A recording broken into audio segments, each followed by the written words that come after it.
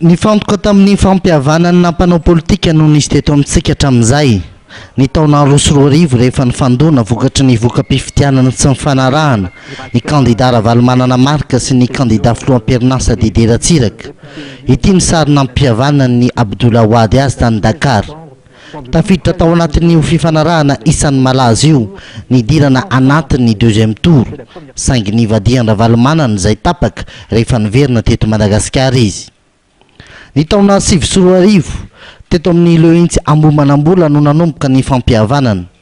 Marika Ravalomanana sy Andry Rajoelina tamin'izany no nampiaonina saika ho ampihavanana. Ny FFKM no nitarika azy. Ny fanaikiny iaona no rotonta saingy tamin'ny ora farany tsy tonga Ravalomanana nilaoza ny tany mahajanga ny fampihavanana. Saika ny renivohitra Afrika no nitetezina taorinan'io na mahanany olana. Maputo avy eo Addis Abeba. Ny fanarahana fa idirana ny fiaraha-mitantana. Nisy ny dina efa natao soni fa ho apetraka ho zava-dehibe ny fampihavanana sy ny fihavanana malagasy. Vavolombelona ireo filoha teo aloha Didier Ratsiraka sy Zafy Albert ary ny fianakaviam-be iraisam-pirenena. Saingy tsy niova ny tariketran Ravalomanana. Nivadiany io teny nomena sy nataony soni io. Teto Antananarivo taorianan'io nipoka ny raharaha FGN ny folome 14. Manentana malagasy pirata amindrazana izahay izay rehetra mahatsapa nitsirarina ankehitriny miseho eto amin'ny firenena. Andeha tafika tato amina toby no nietsika nikasany akafahefana. Olona akaiky ny filoha teo aloha Marika Ravalomanana no tazana teny Ankanja niaraka tamin'ireo olom-piangonana nilaza ny tokony andravana ny teteza mita. Ny toy ny asa fanakorontanana na ambetiteny aza ny resaka fihavanana. Bomba vita tanana maromaro no mipoka teto Antananarivo na moiza na ain'olona. Nivezivezy ny olony sadaiky ny fanaovana ny fifanarahana politika. Nahiditra tanaty fitantanana ny teteza mita londony tamin'ireo olon-Ravalomanana. Ankilany anefa mbola nitoy ihany ireo bomba.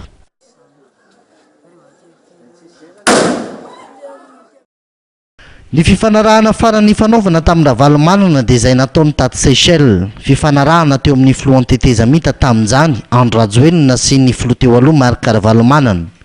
Voaresaka tamin'izany ny resaka fifitianana, ny tsy andraisan'ny rotonta anjara. Nivadika indray anefa Ravalomanana, natosiny irotsaka ho fidiana filoham-pirenena ny vadiny. Ny aloha ny fanarahana fa afaka miverina tanindrazana raha matola Ravalomanana saingy tsy manao politika mba hiahina ny filaminam-bahoaka.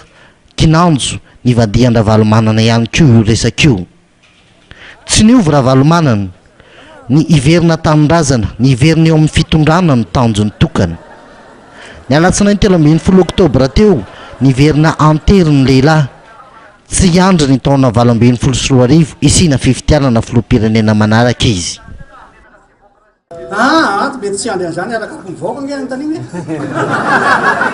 Nampiasain'ny fitondrana ny herina hankanan'ny filoha teo aloha sy nametrahana azy amin'ny toerana araha-maso manokana.